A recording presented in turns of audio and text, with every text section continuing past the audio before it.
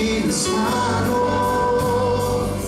Maravilloso Jesús, milagroso Señor, llena este lugar de tu presencia y haz descender tu poder a los que estamos aquí. Creo en ti, Jesús, y lo que harás en mí. Creo en ti, Jesús, y lo que harás en mí,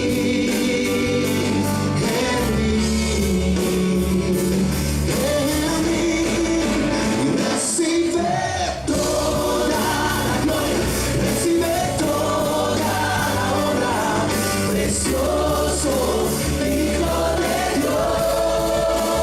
Recibe toda la gloria, recibe toda la honra, precioso Hijo de Dios. Recibe toda la gloria, recibe toda la honra, precioso Hijo de Dios. Recibe toda la gloria, toda la honra, precioso Hijo de Dios. Quiero levantar a ti mis manos.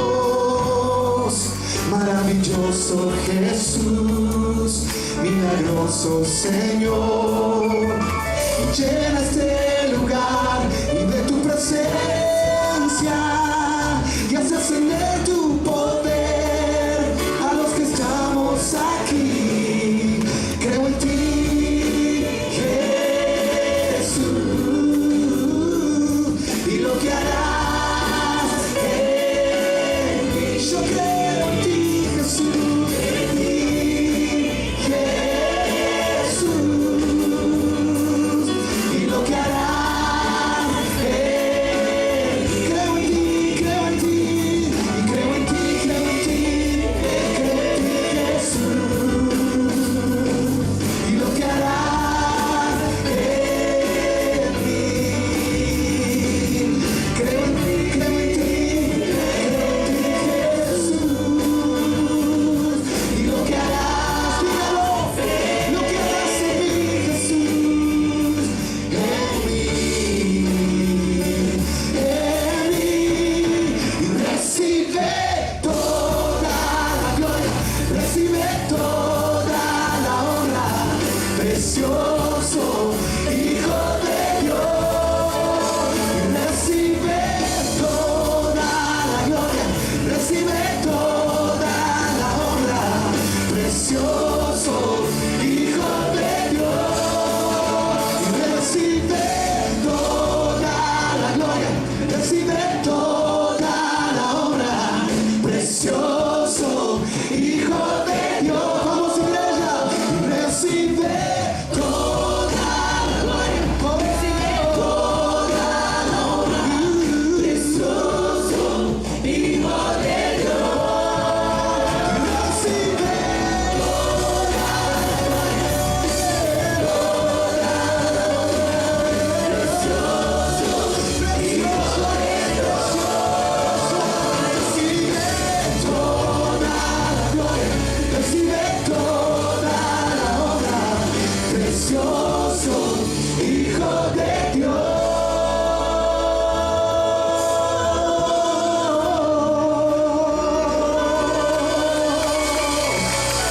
La gloria, recibe Dios, recibe en esta mañana toda la gloria.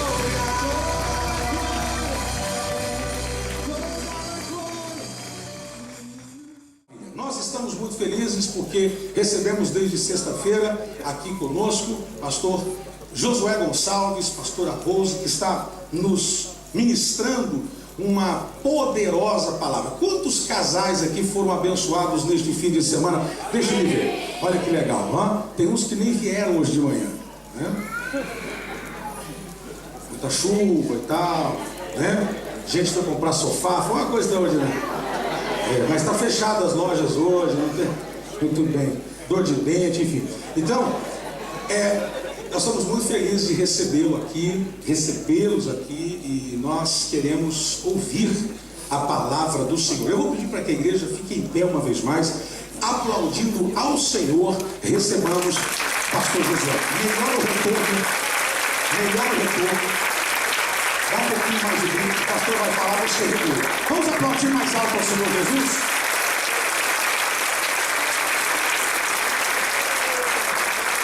Aleluia, aleluia, aleluia. Estava falando, melhor o retorno, meu técnico batendo palma também. É isso aí, está participando. Mas, um pouquinho mais. Aleluia. Tá bom aí? Maravilha. Deus abençoe, graça e paz, bom dia, paz seja convosco, Shalom Adonai. Cumprimente a pessoa lá e diga assim, ó, sorrindo você fica melhor. Sorrindo você fica melhor. Isso, aí você pode sentar. Eu quero agradecer ao pastor Jackson, a nossa querida irmã aqui, e bem como todos os pastores, a pastora Dilson, a sua esposa e irmã, Mariana, o Edivaldo, o Carlos, e todos os que de forma direta ou indireta contribuíram para que eu aqui estivesse passando esses 3 dias junto com vocês. Eu estive 2 vezes aqui em Londres, mas faz tanto tempo que as fotografias ainda eram de papel. E foi muito bom retornar a esta cidade, agora em um tempo diferente. E quero parabenizar o pastor Jackson pelo trabalho. A igreja é um reflexo do pastor que ela tem, e eu tenho percebido assim, que esta é uma igreja que está fazendo a diferença fora do Brasil. E continue assim, como diz o pastor Eliuber, isso é só o começo. Isso é só o começo. Deus ainda tem muito mais para fazer em vocês e através de vocês, apesar de vocês. Amém, amados? Hoje eu quero conversar com vocês um assunto que eu venho trabalhando no Brasil, até mesmo com os pastores. Eu tenho tido o privilégio de ministrar para muitos pastores do Brasil. Estou chegando, inclusive, de Macapá, onde eu estive com os pastores e as suas esposas, e tem sido uma grande bênção. Existem algumas verdades que nós, pais, precisamos saber. E a questão não é apenas como nós estamos lidando com os nossos filhos, mas como os nossos pais lidaram conosco. Porque sem se dar conta, muitas vezes nós reproduzimos o que o nosso pai foi para nós, estamos sendo para os nossos filhos. E será que o meu pai foi o pai que eu gostaria de ter tido? Ter filhos é ter a oportunidade de ser o pai que você gostaria de ter? Ter filhos, mulher, é você ser a mãe que você gostaria de ter? Então eu penso que eu serei um pai melhor se Deus me curar, de repente, das feridas provocadas em mim pelo pai que eu tive, pela mãe que eu tive. Pelo contrário, nós vamos ter um problema chamado ciclo da ferida. Ou seja, aquele que foi ferido, ele também se torna alguém que fere. É a história do abusado que se torna um abusador. Interessante isso. Aquele que foi abusado, inconscientemente, ele se vinga, se tornando um abusador. Talvez hoje uma das mensagens que o mundo precisa ouvir é a cura da ferida paterna. É a cura da ferida paterna. Você que hoje é casado, casada e tem filhos, que tipo de pai você teve? Que tipo de mãe você teve? Como foi a sua criação? Como foi a sua educação? E que tipo de pai você está sendo? Que tipo de mãe você está sendo? Não existe um outro caminho para a cura da ferida paterna que não passe primeiro pelo reconhecimento. A gente precisa reconhecer, de repente, que tem uma ferida. Que tem uma ferida. Segundo, você precisa reconhecer que essa ferida pode ser a causa do seu comportamento incompatível com os princípios da palavra. E terceiro, você tem que reconhecer que precisa de cura através da liberação do perdão. Não há cura para as feridas da alma que não passe pelo perdão. O perdão é a renúncia do passado para viver um presente diferente, construindo um futuro de glória, não de vergonha. O perdão é a renúncia do passado para viver bem o presente, construindo um futuro melhor.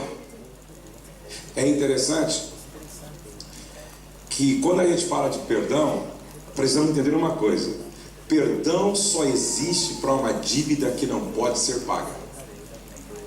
Vou repetir.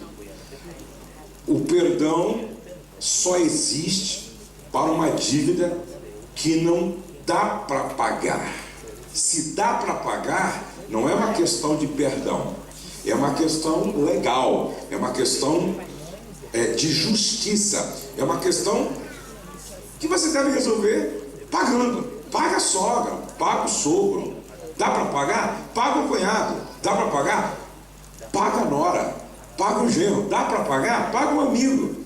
Dá para pagar? Paga. Agora, tem dívida que não dá para pagar.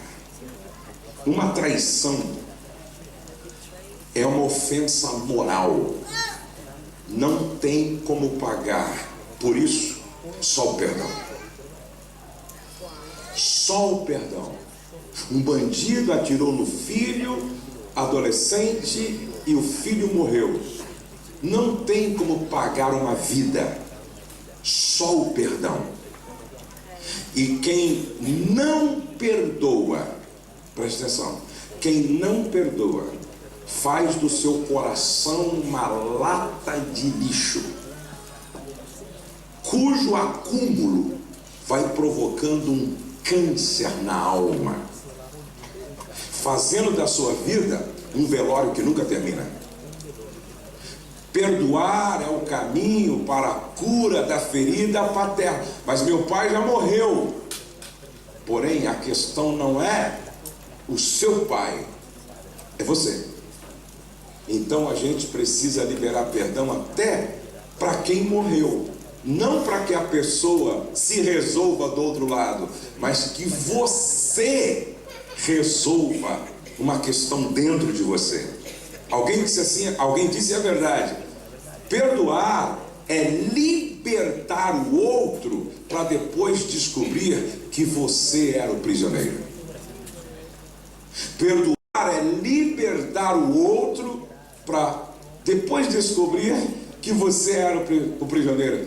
Ah, pastor, meu pai já morreu, mas no caixão eu descobri que ele era homossexual. Me contaram que ele era homossexual. Perdoa seu pai. Ah, pastor, meu pai traiu minha mãe dentro da nossa própria casa e a gente até viu. Perdoa seu pai. Ah, pastor, minha mãe tinha um comportamento imoral e a gente ficou sabendo também. Perdoa sua mãe. Não existe outro caminho, gente. Ou você perdoa, ou você deixa de viver e passa a vegetar. Amados, não existe outro caminho. A parábola do filho pródigo é muito interessante. A parábola do filho pródigo tem 3 personagens distintos. Primeiro, tem um personagem que diz: eu perdoo. Tem um outro personagem que diz: estou voltando para pedir perdão. E tem um terceiro personagem que diz: eu não perdoo. É interessante, aquele que diz assim, o pai, eu perdoo, ele recebe o filho que vem para pedir perdão. E então aquele que diz, eu perdoo, e o que diz, eu vou pedir perdão, libera perdão, e por causa do outro que vem pedir perdão, ele promove uma festa. Então tem festa que ele promove e tem uma festa promovida dentro dele. O outro é a causa da promoção da festa. E o terceiro diz: como eu não perdoo meu pai que perdoou meu irmão, e como eu não perdoo meu irmão que agrediu meu pai, então eu não entro nessa festa. E é sempre assim: quem não perdoa sempre fica para o lado de fora da festa da graça que Deus está promovendo. Se você não perdoa, você fica para o lado de fora da festa da graça aqui. E se você não tomar uma outra decisão, você ficará para o lado de fora da festa para sempre. Você não tem outro caminho. Se você quer participar do movimento da graça e ter festa dentro e estar na festa fora, perdoe. Perdoe hoje e perdoe sempre, porque esta é a mensagem da cruz. Pai, perdoa, porque eles não sabem o que fazem. Se vocês me entendem, digam amém. Amém. Perdoe teu pai. Perdoe tua mãe. E seja um pai melhor. E seja uma mãe melhor. Se negue a repetir os erros dos pais, os reproduzindo dentro da sua própria casa em relação aos seus filhos. Bom, gente, a gente precisa entender que filho não vem pronto, se constrói. Quando eu adotei o nosso filho Pedrinho, que foi entregue para minha esposa com 24 horas de nascido, na porta do hospital, disseram: eu adotar? Fulano adotou e o filho dá tanto trabalho. Eu adotar? Fulana adotou uma menina, dá tanto trabalho. Só que filho não vem pronto. Nem um filho nasce mordendo os outros. Nem um filho nasce falando palavrão. Nem um filho nasce jogando pedra na vidraça da vizinha. Nem um filho nasce soltando bomba na casa do outro. Nem um filho nasce amaldiçoando, praguejando. Nem um filho nasce fumando maconha e cheirando cocaína. Filhos não vêm prontos. Filhos são o resultado do trabalho que o pai e a mãe fez e está fazendo. Outra verdade, preste atenção: filho não se perde na rua, mas em casa. Guarde isso, por favor. Filho não se perde na rua, filho se perde em casa. Ah, pastor, meu filho se perdeu na universidade. Não, primeiro você perdeu ele em casa. Ah, pastor, meu filho se perdeu no trabalho. Não, primeiro você perdeu o seu filho em casa. Ah, pastor, o meu filho se perdeu na rua. Não, primeiro você perdeu o filho em casa. Irmãos, eu vou fazer uma afirmação debaixo do temor de Deus. Quando os pais fazem tudo certo, dificilmente os filhos dão errado. Eu vou repetir: quando uma mãe é sacerdotisa, quando um pai é sacerdote, dificilmente os filhos dão errado. Escutem. Vamos pensar numa casa. Família como uma construção de uma casa. A família como a construção de uma casa. Quando você constrói uma casa, o que você faz primeiro? O telhado ou o alicerce? As paredes ou o alicerce? Coloca a instalação elétrica primeiro ou primeiro você faz a fundação? No Éden, quando Deus começou a construção da família, quem ele fez primeiro? Quem ele fez primeiro, homem ou mulher? Caim e Abel ou Adão e Eva? Primeiro Deus fez quem? Adão, o homem. Então, o homem é o alicerce. Se você não fizer bem o alicerce, tudo que vem depois fica comprometido. Preste atenção nisso. Uma casa com o alicerce vulnerável é uma casa que vai ter problema e corre o risco de cair. Quando o homem falha na sua missão, toda a estrutura familiar fica comprometida. Não foi por acaso que Paulo disse para os carcereiros, lá em Atos capítulo 16, crê no Senhor Jesus Cristo e será salvo tu e a tua casa. Sabe por quê? Porque naquela época a família era patriarcal e a figura do homem era soberana. Ou seja, na direção que o homem ia, toda a família seguia. Na direção que o homem ia, toda a família seguia. Por isso Paulo disse, ó, se você crê no Senhor Jesus Cristo, toda a sua casa vai te seguir, toda a sua casa vai te acompanhar. Irmãos, sabe qual foi a tríplice missão que Deus deu ao homem quando o criou e colocou dentro de uma família? Primeiro, lidere. Segundo, seja o sacerdote. E terceiro, seja o profeta. O homem tem uma tríplice missão: liderar, ser líder, ser o sacerdote e ser o profeta. Líder é o que vai na frente como referência. Líder é o que influencia. Segundo o sacerdote, é o que leva a família à presença de Deus. Terceiro, o profeta é o que denuncia os pecados da família. O profeta é o que denuncia os pecados da família. Se nós não entendermos isso, teremos fracassado na nossa missão. Olha lá, filho não se perde na rua, mas em casa. Meu filho hoje tem 26 anos de idade, Douglas. 26 para 27 anos de idade. É casado, tem 2 filhos, é um homem de Deus mais crente do que eu. Mas aos 15 anos ele quis morar nos Estados Unidos para fazer intercâmbio, aprender inglês, a cultura americana. Eu disse, olha, você com a sua mãe então corre atrás de tudo e eu vou patrocinar. Ele foi para os Estados Unidos com 16 anos. E lá ele morou com uma família de americanos em Indiana durante um ano. Ele fez high school lá, estudou na escola. Filhos não se perdem na rua. Filho se perde em casa. Meu filho ficou lá um ano estudando com o pessoal num país liberal, onde a meninada bebe, fuma, usa drogas, pratica sexo nos apartamentos. Quando meu filho voltou para casa, ele voltou com uma carta da família exaltando o comportamento daquele menino de 16 anos.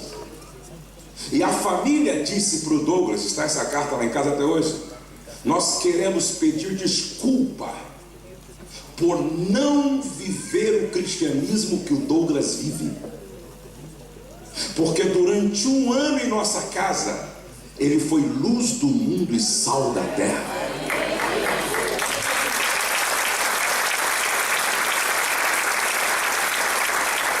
Ele nos ensinou a ser cristão, com apenas 16 anos de idade. E hoje ele diz assim para mim, pai, eu tive a oportunidade de me prostituir. Eu disse não. Eu tinha oportunidade todos os dias para beber com os outros. Eu disse não. Eu tive oportunidade para aprontar com os outros. Eu disse não. Meu filho fez um propósito desde muito cedo de nunca colocar na boca qualquer tipo de álcool. seja um vinho. Mas champanhe fez um propósito. Ele fez um propósito de se casar virgem. E casou-se virgem. E hoje ele tem um movimento no Brasil que chama Seja uma Cópia de Jesus. O que eu estou tentando dizer para você é que filhos não se perdem na rua. Quando a gente faz o discipulado bem feito dentro de casa, fica um pouco mais fácil eles vencerem fora de casa. O Pedrinho está sendo treinado para a mesma coisa. A Letícia foi treinada para a mesma coisa. Mas isso requer um trabalho, gente. E quem não quer ter trabalho, é melhor não ter filho. A palavra do Senhor diz no Salmo de número 127, verso 3 ao 5: herança do Senhor são os filhos, o fruto do ventre, o seu galardão, como flechas na mão da guerreira. Não, como flechas nas mãos do guerreiro. Lá em casa eu tenho 3 flechas, a Letícia, o Douglas e o Pedro. Cada filho uma flecha. Quantos tem uma flecha aqui em casa? Levante a mão, por favor. Só uma, levante a mão. Quem tem 2 flechas, levante a mão. Quem tem 3 flechas, levante a mão. Quem tem 4 flechas, levante a mão. Quem tem 5 flechas, levante a mão. Quem tem 6 flechas, levante a mão, por favor. 7 flechas. Olha que maravilha. Não perde a guerra, galera. 8 flechas, levante a mão, por favor. 9 flechas. Agora olhe para cá, por favor. Olha aqui, ó. Cada filho uma flecha. Cada filho uma flecha. Quem dá o destino para as flechas é o guerreiro. Quem mostra a direção para a flecha é o guerreiro. Quem estabelece o alvo para a flecha é o guerreiro. Quem determina aonde a flecha vai cair é o guerreiro. Olha que responsabilidade. Um dia eu abri o jornal e estava escrito assim: meu pai é pastor e eu sou prostituta. Nas prisões de adolescentes do Brasil, 60% dos meninos e das meninas são filhos de pais evangélicos. Em algum lugar esses pais erraram. Não é possível. Em algum lugar esses pais erraram. Assim são os filhos da mocidade. Feliz o homem que entre deles a sua aljava, não será envergonhado quando pleitear com os inimigos. Agora preste atenção, a Bíblia diz: converterei o coração dos pais aos filhos. Onde é que nós estamos errando? Presença vem antes de presentes. Presença vem antes de presente, gente. Eu vou repetir isso. Presença vem antes dos presentes. Aqui mora o problema. Nada substitui a presença dos pais. A presença dos pais na vida dos filhos é insubstituível. O tempo é a moeda de maior valor que você pode investir em seu filho. Olha o que Deus disse para Moisés ensinar aos pais israelitas. Olha o que Deus disse: estas palavras que hoje te ordeno estarão no teu coração, tu as inculcarás a teus filhos, e delas falarás. Diga: assentado em tua casa. Quem é que se assenta ainda hoje com os filhos para compartilhar da cultura do reino de Deus? Quem que se assenta? Andando pelo caminho, quem é que anda pelo caminho com os filhos apenas para falar da cultura do reino de Deus?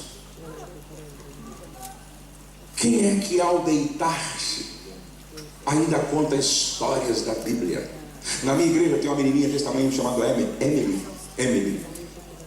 A gente pede para ela contar as histórias da Bíblia. É coisa mais linda.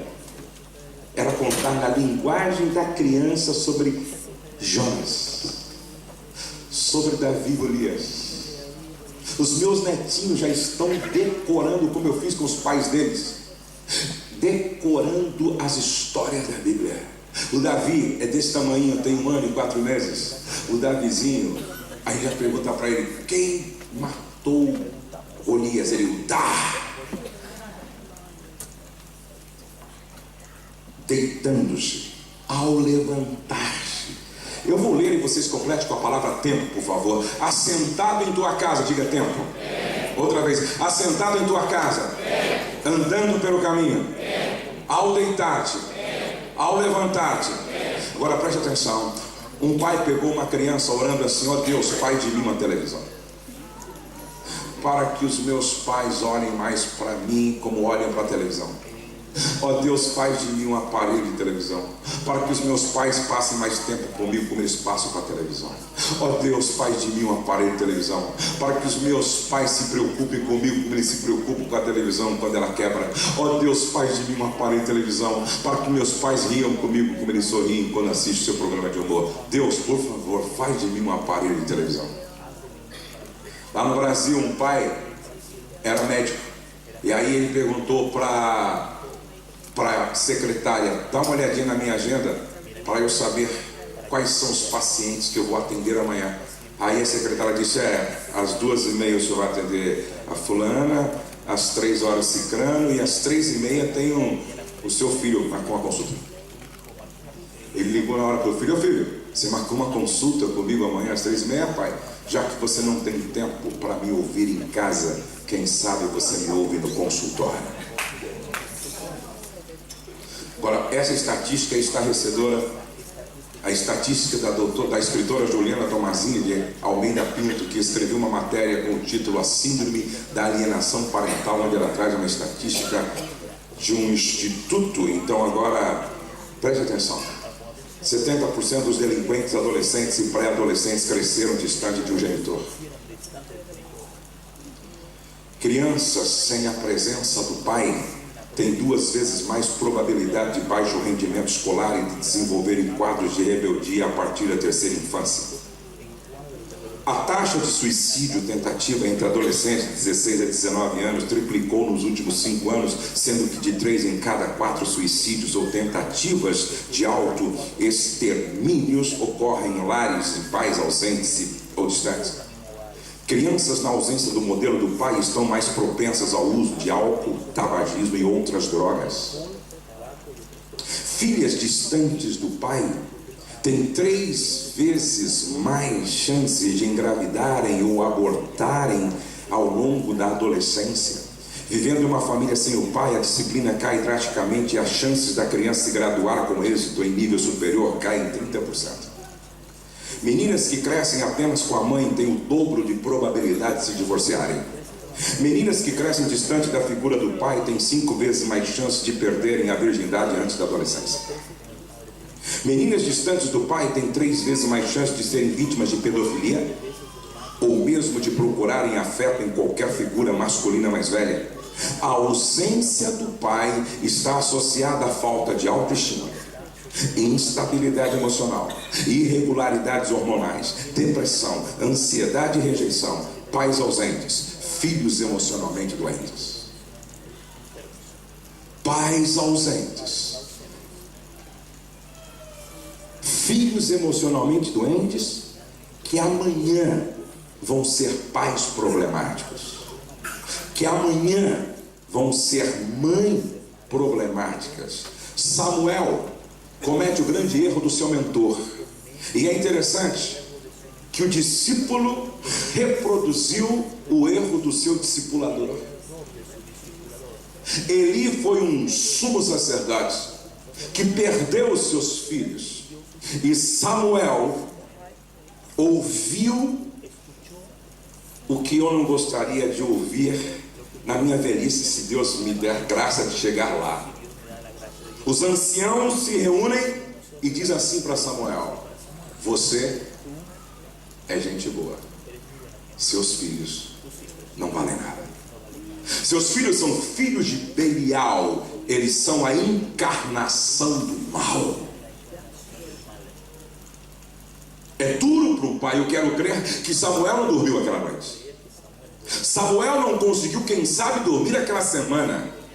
Sabe por quê?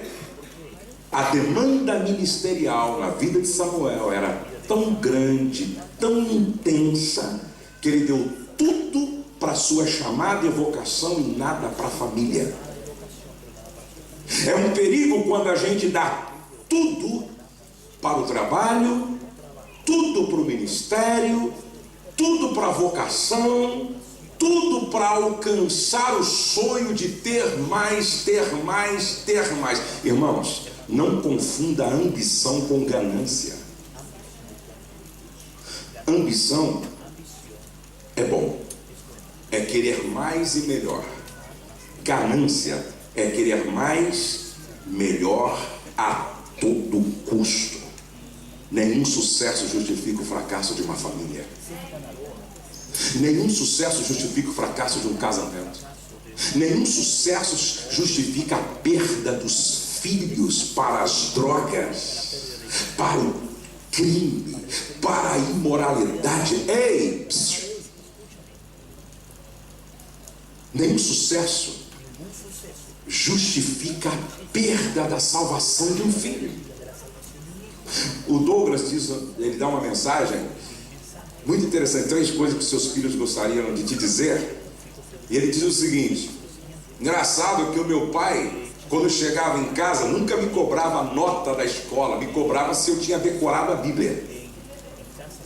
Ele não perguntava como é que eu fui na escola, ele perguntava se eu tinha decorado o Salmo 91, decorado o Salmo 23, decorado o Salmo 1, e se eu tinha decorado os livros da Bíblia. Eu queria que meus filhos fossem apaixonados pela palavra. E aí ele disse: é por isso que hoje eu sou um cara apaixonado pela Bíblia. Ele disse: eu sou tão apaixonado pela Bíblia que eu descobri uma Bíblia de plástico, e eu leio a Bíblia até tomando banho. O Douglas é apaixonado, fissurado pela Bíblia. Outro dia estava decorando a Bíblia.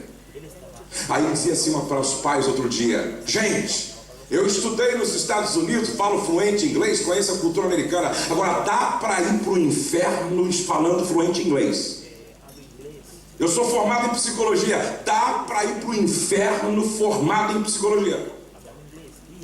Eu sou uma pessoa próspera no meu trabalho, dá para ir para o inferno sendo próspero no trabalho. Agora ele dizia o seguinte: é impossível ir para o inferno apaixonado pela Bíblia. O que você investe da Bíblia nos teus filhos? O que na tua casa lembra a palavra de Deus? O que no teu carro? Oh, amados, outro dia eu fiquei assim, escandalizado. Nasceu um nenenzinho. E aí então os pais pintaram as paredes de verde. Palmeirense, pintaram as paredes de verde. O bercinho palmeirense, verde. A roupinha palmeirense. O nenenzinho já saiu do hospital com o chapeuzinho do Palmeiras, camiseta do Palmeiras, calção do Palmeiras, a meia do Palmeiras, o sapatinho do Palmeiras. Na porta tinha um emblema do Palmeiras. Não tem jeito. Essa criança vai ter a infelicidade de ser palmeirense. Se fosse pelo menos São Paulino, pô. Brincadeira à parte. Amados, olha para cá, por favor. Já pensou se a criança tivesse o quarto decorado com as coisas que lembrasse Jesus? Viesse do hospital com bonezinho de Jesus, camiseta de Jesus, calção de Jesus, alguma coisa na meia de Jesus, sapatinho de Jesus, músicas de Jesus, na porta algo que lembrasse Jesus. Não tem jeito. Ao crescer, seria uma cópia de Jesus, um discípulo de Jesus, um seguidor de Jesus. O que na sua casa lembra Deus? O que na sua casa lembra Jesus?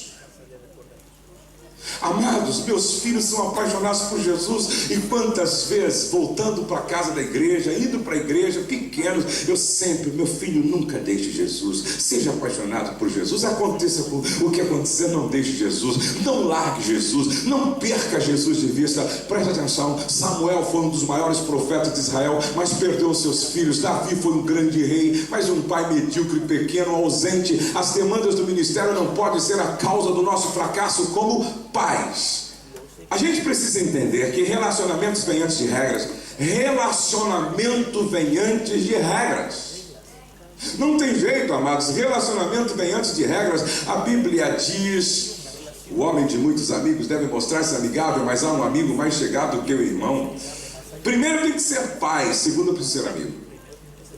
Primeiro eu tenho que ser pai, segundo eu tenho que ser amigo. Assim como os perfumes alegram a vida, a amizade sincera dá ânimo para viver. Como ferro com ferro se aguça, assim um homem afia o rosto do seu amigo. Amigo é aquele que, leiam comigo, ouve, compreende, respeita, é solidário, confia, inspira confiança e compartilha ações. Você como pai é assim? Você como mãe é assim? Você ouve? Você compreende? Você respeita? Você é solidário? Você confia? Você inspira confiança e compartilha ações? Eu me lembro que a minha filha não tinha mais do que 15 anos e ela chegou para mim e disse: pai, eu estou amando, estou gostando de um rapaz lá na igreja. Ele se chama Branco. Apelido de Branco. Tinha 19 anos. Se eu conheço alguns pais, é assim, ó. Menina, que conversa besta é essa? Você nem saiu das fraldas direito? Tá com gosto do leite materno na boca ainda? Ir para a igreja que é bom, você não quer. Orar nada. Ler a Bíblia é pouco. Estudar menos ainda. Pois tem outra. Eu não tenho tempo a perder com essa bobagem. Se eu te pegar conversando com o Branco vai ficar roxo e eu te arrebento. Esse é um pai sacerdote? Esse é um pai profeta? Esse é um pai líder? Esse é um pai amigo? Não. Filhos não se perdem na rua. Filhos se perdem dentro de casa quando você não sabe lidar com as questões da adolescência. E para quem não sabe, a adolescência, pré-adolescência é dos 12 aos 15 anos, a adolescência é dos 15 aos 18 e a adolescência final dos 18 para frente. Nenhuma outra fase na vida do ser humano é mais complexa do que a adolescência, porque nada está definido, nem a sexualidade. Por isso que tem meninas que começam a achar que está gostando da outra menina, porque nem a sexualidade dela está definida ainda. O menino de repente começa a gostar do outro menino, pensando que, opa, será que eu sou homossexual? Não, de repente, nem a sexualidade dele está definida ainda. Ele não sabe o que quer da vida, nem ela. Por isso, o trabalho para os pais é um trabalho muito maior, onde as coisas têm que ficar muito claras a partir da luz da palavra de Deus. Agora preste atenção, por favor. A minha filha disse que estava amando. Graças a Deus que estava amando o Branco. É mais complicado que eu disse que estava amando a Branca. Porque hoje, dependência, aleluia, é o Branco. Um dia meu filho não tinha mais do que 10 anos e perguntou para mim: ô pai, o que é masturbação? Uma vez eu cheguei em casa, por isso que os pais têm que saber o mínimo de informática. Os pais têm que saber hoje, é obrigado a saber um mínimo de informática para ajudar os filhos. Eu cheguei em casa e fui dar uma olhadinha nos arquivos temporários no computador do Pedro. Eu já coloquei espião no computador dos meus filhos. E minha filha pensava que eu era profeta. Como é que meu pai sabe disso? Está tendo revelação. E de repente ela estava num lugar e eu chegava lá. Como é que meu pai sabe muito bem? Era o espião do computador dela. Eu lia tudo que ela teclava. Estou dando uma dica, pai. Hoje tem como monitorar os filhos de muitas formas, via satélite. E aí é muito interessante que eu cheguei, fui dar uma olhadinha nos arquivos temporários e o Pedrinho tinha uns 12 anos. De repente eu vejo um monte de endereços de sites de mulher pelada. Eu levei um susto. Meu Deus, dentro da minha casa, meu filho de 12 anos. Chamei o Pedro, levei para o quarto, tranquei a porta. Isso é disciplina. Disciplina não significa você expor seus filhos à vergonha. Disciplina é um ato de amor que se aplica de forma inteligente, reclusa. sentei o Pedro na minha frente e disse assim para ele: filho, olha bem aqui para mim. Aqui, entre eu e você, só a verdade. A verdade não tem medo da luz e é filha do tempo. A verdade não tem medo da luz e ela é filha do tempo. A mentira tem medo da luz e vida curta. Então aqui entre eu e você, meu filho, olha aqui, ó, só a verdade. Os seus amiguinhos estiveram aqui esta semana. O pai pegou endereços na internet aonde fizeram uma visita em sites de mulher pelada. Foi você ou foram os amiguinhos? E já começou a chorar. É, pai, fui eu. Eu tive a grande oportunidade de ensinar o meu filho sobre pornografia. Ei, pai, não cobre do seu filho o que você nunca sentou para ensinar para eles. Não exija da tua filha o que você nunca sentou para conversar com ela. Eu nunca tinha conversado com meu filho sobre pornografia, e aí eu tive a grande oportunidade de mostrar para ele o que é a pornografia, o mal que ela provoca na alma, no presente e no futuro, e como é que se desvencilha, como é que se liberta, como é que se vence. Até porque eu me lembro da minha adolescência, eu disse, eu te compreendo, porque na adolescência, o adolescente é até crente, mas os hormônios são endemoniados. Dependendo do dia, esse adolescente abraçar o poste. O poste tem problema com ele. Eu disse, eu vou te ajudar. Eu orei com ele. Pedimos perdão a Deus. E eu disse, a partir de hoje eu quero ser seu amigo muito mais próximo, e eu vou colocar o teu irmão mais velho para te discipular, ajudando você a superar. É assim que a gente ganha os nossos filhos dentro de casa. Se vocês me entendem, digam amém. Amém. É interessante que a Letícia, eu sempre dei palestra para adolescentes, e eu sempre estudei sobre comportamento humano. E aí então eu chamei a Letícia na minha sala, eu falei, vou dar uma palestra para ela como eu dou para os adolescentes por onde eu passo nos congressos.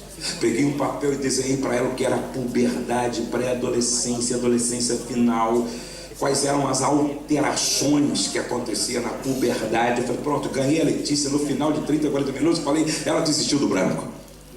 Aí eu perguntei, e aí, minha filha? E ela, ele pode vir falar com o senhor à tarde? Resolveu nada. E aí ele veio mesmo, e corajoso, veio à tarde. E aí eu fiz a mesma coisa, dei aquela aula para ele. No final eu disse, e aí, branco? Ele, o senhor não vai deixar, pastor?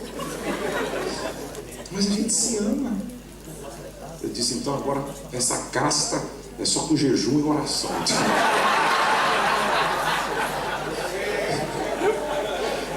Eu falei, o que vocês acham de a gente orar um mês? A gente não teve jeito. Não teve, eu tive que realmente administrar aquele namoro precoce, com muita supervisão, com muita compreensão. Ganhamos a Letícia, ganhamos o branco. Então o que aconteceu? Passou um tempo, a Letícia perdeu a graça. Hoje a Letícia tem 29 anos, é casada com o Felipe, não com o branco. O branco casou com uma outra pessoa de Deus. Os dois, cada um formou a sua família, estão todos na igreja e Deus sendo glorificado. Filhos não se perdem na rua. Filhos se perdem dentro de casa quando os pais não sabem lidar com ele. Ei, deixa eu dar um conselho para você. Se você me pergunta, pastor, como é que o senhor lidou com essas questões difíceis da adolescência? O que me ajudou muito foi ouvir pessoas com mais experiência do que eu. Ô irmã, ô irmão, quando você sentar junto com uma pessoa que tem mais experiência do que você, fale pouco, ouça muito e faça perguntas inteligentes. Vou repetir. Quando você sentar com uma pessoa que tem mais experiência do que você, fale pouco, ouça muito e faça perguntas inteligentes. Vamos correr. Todo filho quer ter um pai que ensina mais com o seu exemplo do que com palavras. Quando o pai fala, os filhos ouvem. Quando os pais fazem, os filhos imitam, os filhos copiam. Uma vez eu visitei um parceiro nosso do ministério, que eu fiquei assustado com o tamanho da fazenda dele. A fazenda dele tem 70 quilômetros de frente. Já imaginou o que é isso? 70 quilômetros de frente. Sabe quantas mil cabeças esse homem tem de gado? 200.000 cabeças de gado. Guarde isso, porque eu vou explicar uma coisa para vocês. O exemplo tem que validar as palavras dos pais. A autoridade é o resultado da coerência entre palavras e ações. Jesus disse para os seus discípulos: nossos filhos são os nossos discípulos e nós somos os discipuladores e mestres dentro da nossa casa. Então Douglas é meu discípulo, Letícia é minha discípula, o Pedro é meu discípulo. E Jesus disse aos seus discípulos: porque eu vos dei o exemplo, para que como eu vos fiz, façais vós também. Paulo dizia: sede meus imitadores, como também eu de Cristo. A maior herança que um pai pode deixar para o seu filho é um caráter digno de ser imitado. Escute, aquele homem que tem 200.000 cabeças de gado, é um amigo, ele tem filhos. Agora, a maior herança que um pai pode deixar para os seus filhos não são 200.000 cabeças de gado, mas é um legado. Legado é aquilo que fica depois que você vai e nunca se acaba. Legado é aquilo que não apodrece, não enferruja e não morre, junto com o que morreu. E a única coisa que volta para casa com os enlutados do cemitério é o caráter daquele que foi enterrado. Enterra o homem, mas fica o seu caráter. Preste atenção, meu pai morreu há 30 anos atrás aproximadamente. Meu pai não me deixou dólares na bolsa de valores. Meu pai não deixou 100 casas alugadas. Meu pai não deixou 200.000 cabeças de gado para nós. Mas eu fui o último que falei no velório dele. Meu pai era um pastor muito conceituado da Assembleia de Deus, pastor presidente da igreja em Bragança Paulista, que ele morreu junto com o vice-presidente num acidente de automóvel. Tinha 2 caixões na igreja naquela manhã e eu fui o último a ministrar. Eu tinha 17 anos e eu pude dizer o seguinte: meu pai não me deixou fortunas, mas meu pai deixou aquilo que não tem preço. Meu pai deixou um caráter digno de ser imitado. Nunca vi meu pai cometer um pecado de imoralidade. Nunca vi meu pai comprar e não pagar. Nunca vi meu pai mentir. Nunca vi meu pai falar mal da vida de ninguém. Nunca vi meu pai agredir minha mãe e nem falar palavras injuriosas para ela na frente dos filhos. Eu nunca vi meu pai deixar de tomar santa ceia e nem de entregar o dízimo na casa do Senhor. Um dia no aniversário dele ele leu: sede meus imitadores, porque eu estou procurando imitar Jesus. Que tipo de pai é você? Quando o teu filho pensa em verdade, lembra de você? Quando o teu filho pensa em justiça, lembra de você? Quando o teu filho pensa em lealdade, lembra de você? Quando o teu filho pensa em retidão, lembra de você? Quando o teu filho pensa em fidelidade, lembra de você? Alguém perguntou: aonde é que nasce um corrupto? Em Brasília? Não. Corrupto nasce dentro de uma casa onde os filhos veem o pai mentindo, o pai sendo desleal, desonesto. Aonde vê o pai fazendo aquilo que é ilegal e imoral, ali nasce o corrupto. Todo filho espera que o amor entre os seus pais nunca entre em crise. Nada dá mais segurança aos filhos do que um casamento equilibrado dos seus pais. Eu vou fazer uma pergunta: quantos são casados aqui, por favor? Levante a sua mão. Quantos são casados? Vou fazer uma pergunta para você. Pastor, eu não sei até que hora que o meu relógio acabou a bateria. Mais 10 minutinhos então. Todo filho quer ter um pai que ensina mais que o exemplo, e todo filho espera que o amor entre os seus pais nunca entre em crise. Vou fazer uma pergunta aos casados aqui. Seu casamento inspira seus filhos?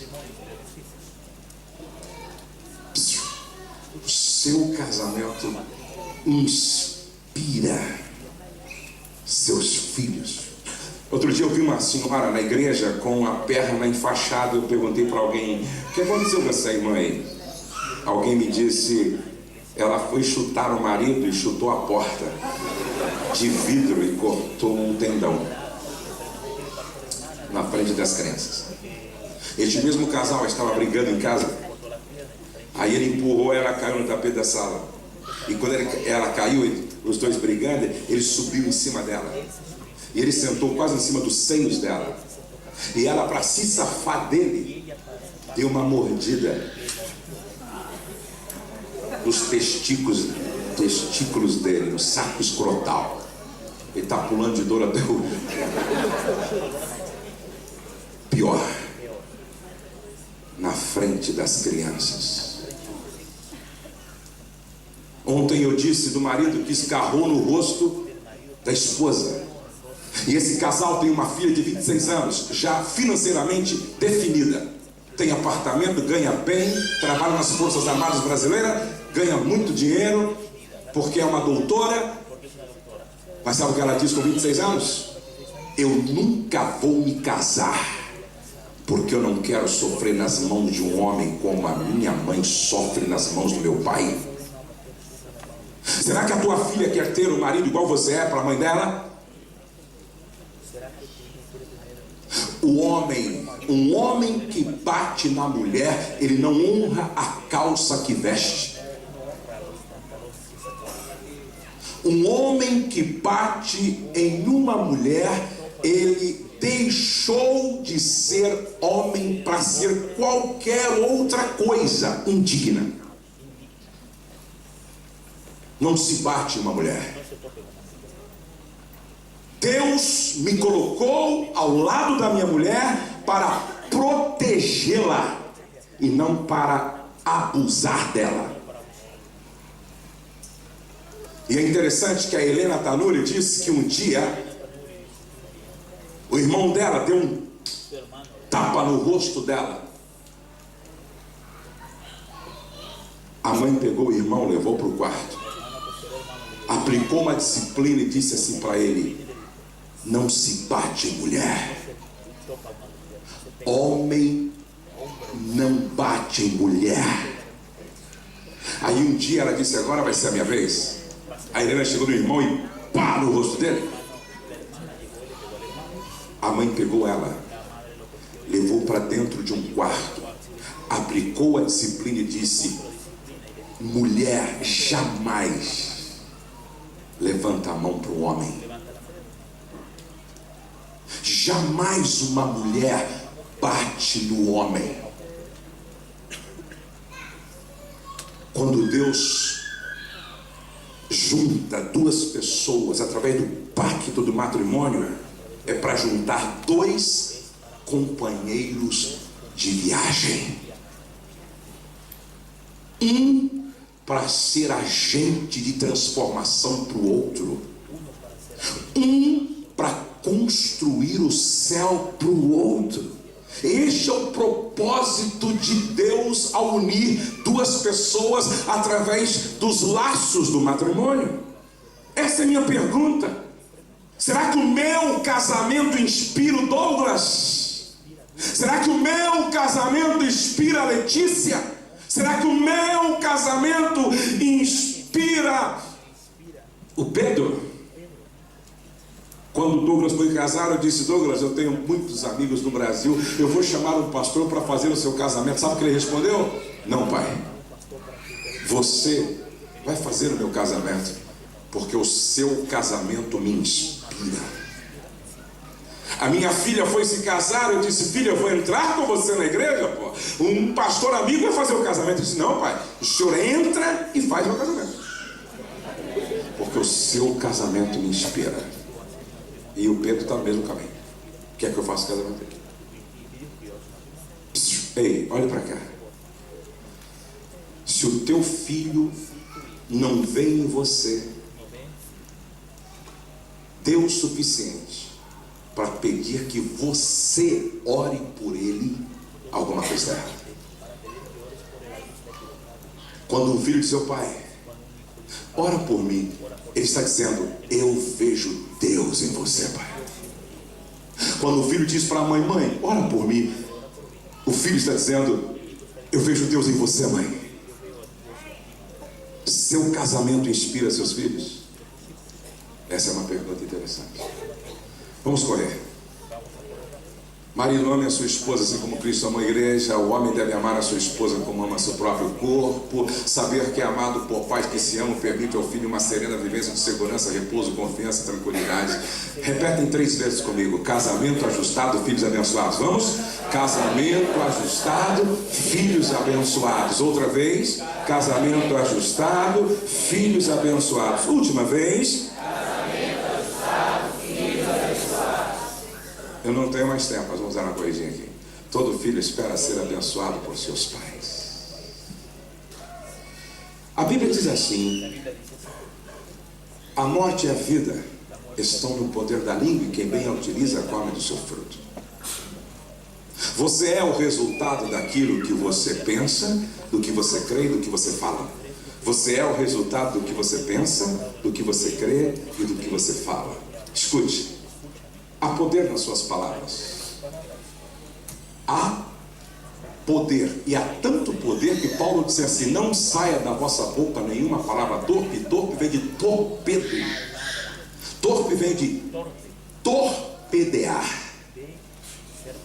E Paulo disse assim: olha, não saia da vossa boca nenhuma palavra torpe, mas sim somente aquelas que forem boas para edificação e que transmita graça aos que te ouvem.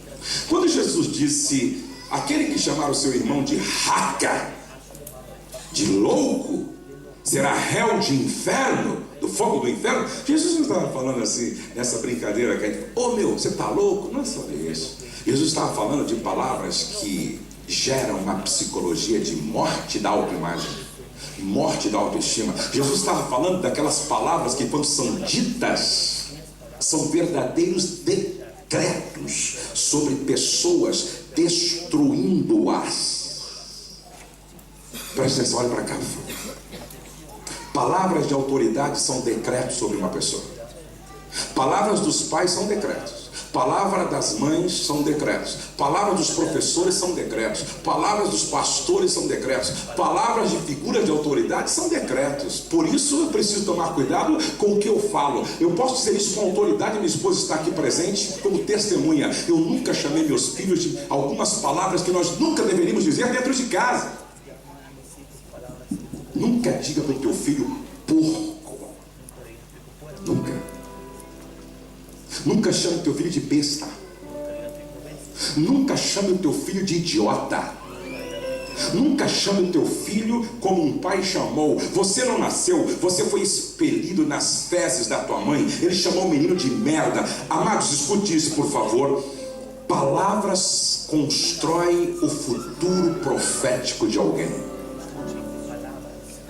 Palavras constroem o futuro profético de alguém. Quando você fala, você está construindo o futuro dos teus filhos. Quando você fala, você está construindo o futuro das suas filhas. Quando você fala, você está construindo o futuro do seu casamento. Quando você fala, você está construindo o futuro da sua família. Por isso, nunca diga dentro da sua casa: você não vai dar para nada. Não diga isso.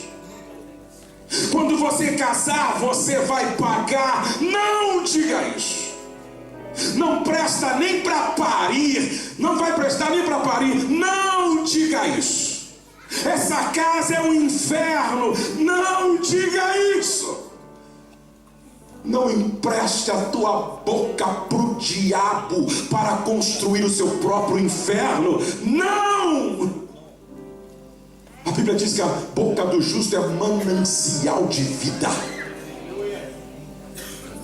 Não saia da vossa boca nenhuma palavra torpe. Jesus disse: pelas tuas palavras serás justificado, ou pelas tuas palavras serás condenado. A boca fala do que está cheio o coração. Então deixe o Espírito Santo encher o teu coração e entregue a tua boca ao controle dele. Gere vida através das palavras. Desenhe um futuro profético de sucesso através das suas palavras.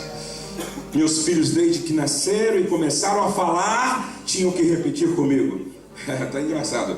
Eu entrava no quarto da Letícia e ela estava já assim falando. E eu dizia assim: repete com o pai, repete com o pai. Eu nasci para vencer. Eu nasci para vencer. Eu nasci para louvor e glória do nome do Senhor. Eu nasci para louvor e glória do nome do Senhor. Eu nasci para ser uma bênção. Repete aí. Aí veio o Douglas, mesma coisa. Repete com o pai. Eu nasci para vencer. Eu nasci para ser uma bênção. Eu nasci para louvor e glória. Aí veio o Pedro. Repete com o pai aí. Eu nasci para vencer. Eu nasci para vencer. Eu nasci. Eu me lembro que um dia eu entrei no quarto do Douglas e falei: vamos lá, filho. Ele disse assim: pai, nasci para vencer, para a glória de Deus, para ser uma bênção. Aleluia, está tudo certo. Ele não aguentava mais aquilo. Hoje o Douglas é uma bênção. Hoje a Letícia é uma bênção. Hoje o Pedro é uma bênção. Por quê? Eu nasci para vencer. Eu nasci para ser uma bênção. Eu nasci para vencer. Vamos profetizar, gente. Você sabe o que significa a palavra abençoado? É autorizado a prosperar. Bata no ombro de 7 pessoas e diga: abençoado. Você nasceu para vencer. Abençoado. Você nasceu para vencer. Abençoado. Você nasceu para vencer. Abençoado. Você nasceu para vencer. Abençoado. Você nasceu para vencer. Abençoado. Você nasceu para vencer. Abençoado. Você nasceu para vencer. Abençoado. Você nasceu para vencer. Não importa o que disseram os pais, os avós, os bisavós, Deus está dizendo: você nasceu para louvor e glória do meu nome. Você nasceu para vencer.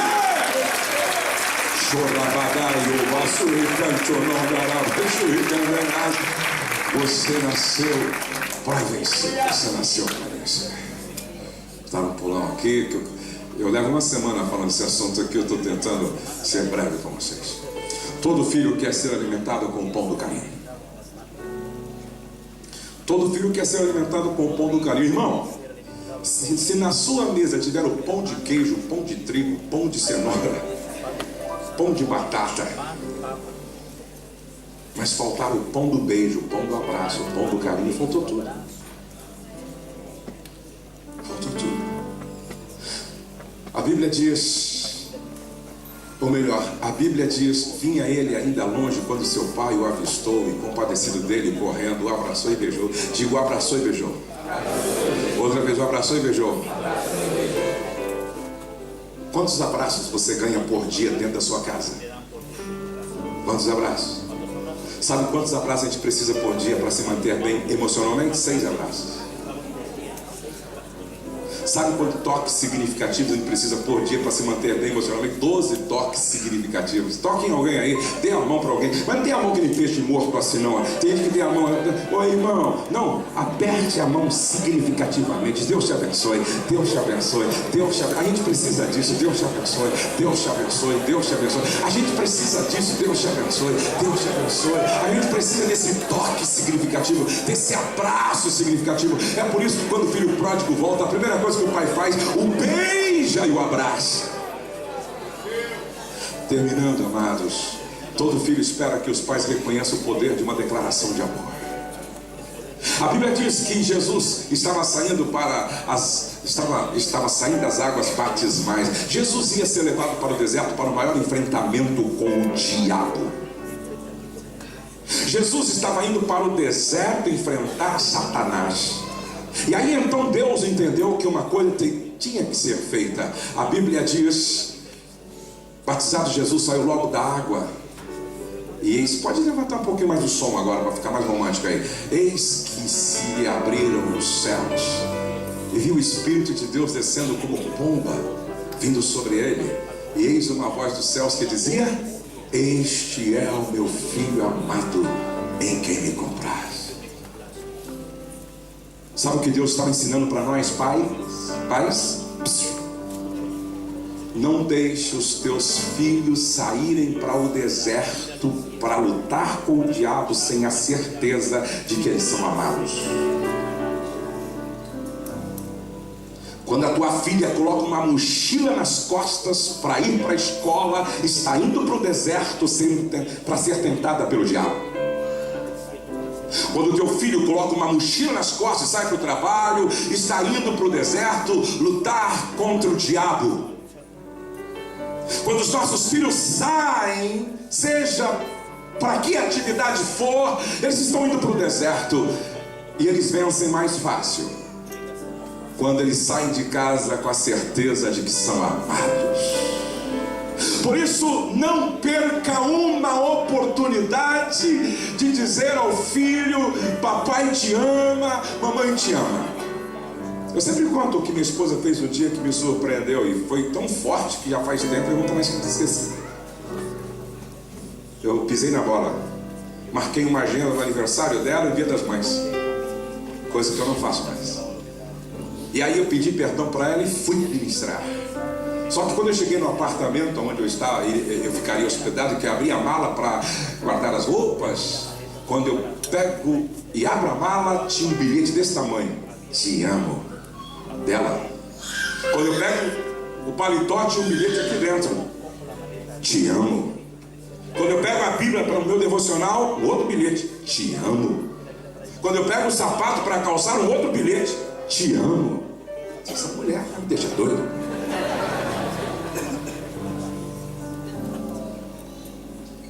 Um dia eu entro no meu escritório, num dia de turbulência, luta, e minha filha Letícia, muito carinhosa, trabalha com a gente, ela deixou na minha mesa um bombom grampeado num papelzinho escrito bem bonitinho: pai, eu te amo muito. Meu filho Douglas, toda vez que termina de falar comigo no telefone: te amo, pai. Quem não precisa disso? Se você não precisa disso, você morreu e esqueceram de te enterrar. Um dia eu estou sentado no púlpito da igreja, lá em Osasco, quando eu iria ministrar numa reunião. Um pastor bateu na minha coxa e disse assim: você não me conhece, pastor, mas eu te conheço. Eu te amo muito, pastor. Eu te amo muito. Eu abracei ele e disse: querido, ganhei a semana. Um dia eu estou saindo de uma convenção, pastor José de Carvalho Pimentel, já com quase 90 anos, saía da convenção assim, ó. Eu considerava como um apóstolo, sendo amparado por alguém já quase cego. Ele saiu assim, ó. Eu fui ao encontro dele e eu abracei e disse: pastor Pimentel. Ele gostava muito de mim. E abracei, que bom vê-lo. Quando eu ia soltando ele, ele me apertou assim, colocou o rosto dele enrugado no meu e disse assim: ah, Josué, se você soubesse como eu te amo. Eu nunca ouvi isso do meu pai. Por isso até hoje o eco dessa voz está gravada dentro de mim. Ah, se você soubesse como eu te amo.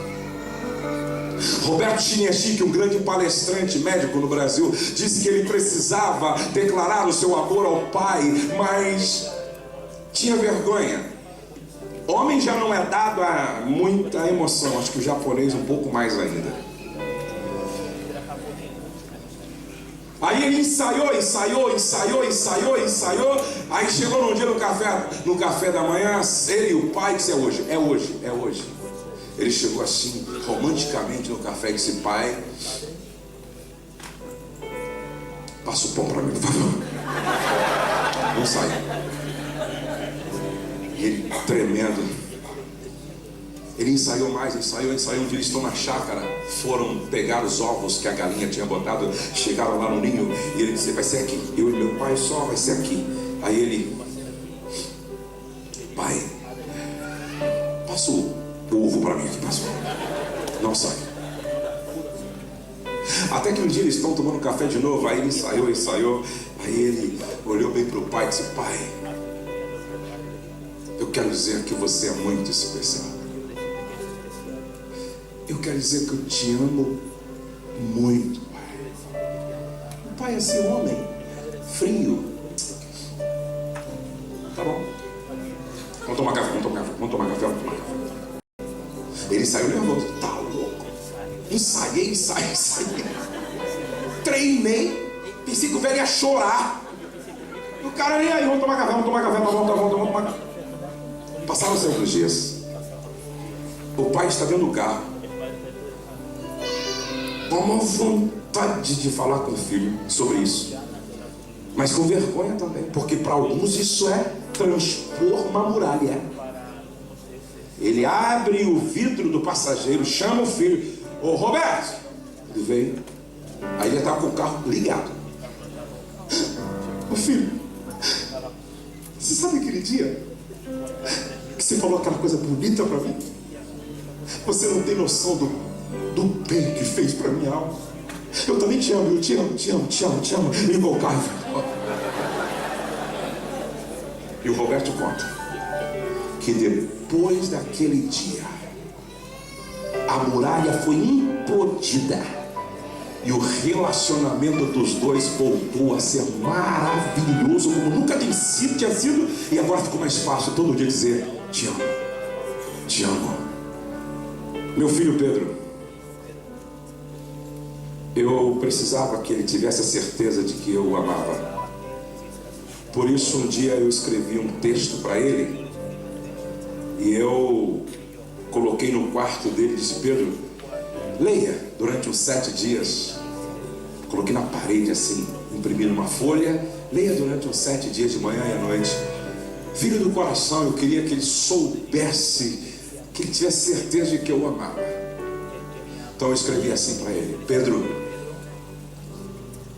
meu filho amado, filho da graça e do amor, amor que tem sua origem no coração do Senhor. Sua vida é preciosa, sua vida é um presente, sua vida enriquece a vida da gente. Meu filho, meu discípulo, minha ovelha, minha joia rara, meu grande amigo, seja sempre valente, corajoso e constante. Seja luz, seja puro, seja sempre um discípulo de Jesus. Viva a sua vida para a glória do eterno Deus. Te amo, seu pai Josué. Um dia eu estou olhando no Facebook e o Pedro me surpreende escrevendo algo assim, ó: Pai, muito obrigado por tudo. Muito obrigado por me escolher. Muito obrigado por me amar. Muito obrigado por me suportar. Muito obrigado por não desistir de mim. Muito obrigado por me ensinar a ser o homem que eu quero ser. Muito obrigado por existir. Eu te amo. Um dia a igreja fez uma festa de aniversário para mim. E minha mãe foi, minha família foi. Minha mãe estava saindo assim mais cedo para minha irmã. E quando minha mãe entrou no carro, o Pedro era bem pequeno. Ele foi correndo atrás da minha mãe até o carro e bateu no vidro: Vó, vó, vó. Minha mãe gosta muito dele. E minha mãe abriu o carro e disse: Fala, meu neto. Ele disse a frase que eu nunca mais vou me esquecer. Ele disse assim: Vó, muito obrigado por ter emprestado teu filho para ser o meu pai. Quantas vezes por semana você diz te amo dentro da sua casa? Vamos ficar de pé e vamos orar. Eu quero orar por todos os pais. Se você pode vir aqui à frente, papai e mamãe, eu quero orar por você. Eu quero chamar minha esposa para subir aqui para orar comigo. Que venha sobre nós um batismo de amor nesta manhã. Que venha sobre nós um batismo de graça nesta manhã. Que venha sobre nós uma unção especial para ser pai, para ser mãe, para ser sacerdotes, profetas e o cabeça do lar. E que a mãe seja uma sacerdotisa idônea e cheia do Espírito Santo. Que nenhum da nossa casa se perca. Que nenhum da nossa família se desvie. Que que nenhum da nossa casa se perca, e que o Espírito Santo nesta manhã tome as nossas vidas e corrija o que precisa ser corrigido, afine o que precisa ser afinado, cure o que precisa ser curado, liberte-nos de nós mesmos, e que em nós não haja orgulho, soberba, petulância, arrogância, que tenhamos um coração ensinável e pronto para ouvir a voz de Deus nesta manhã. Senhor, Tu conheces a nossa casa, Tu conheces cada família aqui representada, Tu conheces o coração de cada pai e de cada mãe, e a Tua palavra diz que o Senhor converteria o coração dos pais aos filhos e o coração dos filhos aos pais. Tu és um Deus de milagre, Tu és um Deus que restaura, Tu és um Deus que vivifica e que transforma, Tu és um Deus que muda e que corrige, Tu és um Deus que tira o excesso para deixar o essencial. Arai de novo, Adagashu e Overigadaiarabatu e condenas. Começa hoje um avivamento dentro de cada casa. Começa hoje o mover do Teu Espírito sobrenatural dentro de cada família. Nós repreendemos Satanás e colocamos por terra toda a fortaleza levantada pelo diabo contra a igreja, a família, os filhos, os pais. E que manario vatei shui monogobarrachandenas. Começa o milagre na vida dos filhos que precisam ser alcançados, Senhor. Começa o milagre na vida da filha. Começa o milagre na vida do filho. Começa o milagre na vida daqueles que se desviaram. Traz de volta para a Tua casa e usa a mamãe, usa o papai, usa os irmãos que estão firmados na Tua presença. Começa algo diferente, Pai, começa, e que dentro de poucos dias cada um tem um milagre para contar nesta casa. Que dentro de poucos dias cada família tenha um milagre para contar neste lugar. Nós pedimos que seja assim, no nome de Jesus. Amém. Levante a sua mão se você pode, assim. A palavra do Senhor no Salmo 112 diz assim: a sua descendência será poderosa na terra. A prosperidade de Deus habitará na sua casa. A justiça de Deus prevalecerá na sua família. Eu declaro que a partir desse final de semana a sua casa vai deixar de ser um lugar comum para ser um lugar extraordinário. Sua casa é lugar de cura. Sua casa é lugar de transformação. Sua casa é lugar de vida. Sua casa é lugar de vitória. Sua casa é lugar de comunhão. Sua casa é lugar de perdão. Você vai usar a sua boca agora e vamos fazer um grande movimento profético aqui. Você vai profetizar pelo menos para 10 pessoas com um gostoso abraço, dizendo: um novo tempo começa na sua vida e na sua casa a partir de hoje. Profetiza isso mesmo lá atrás, aqui na frente. Um novo tempo começa na sua vida e na sua casa. Um novo tempo começa na sua vida e na sua casa. Um novo tempo começa na sua vida e na sua casa.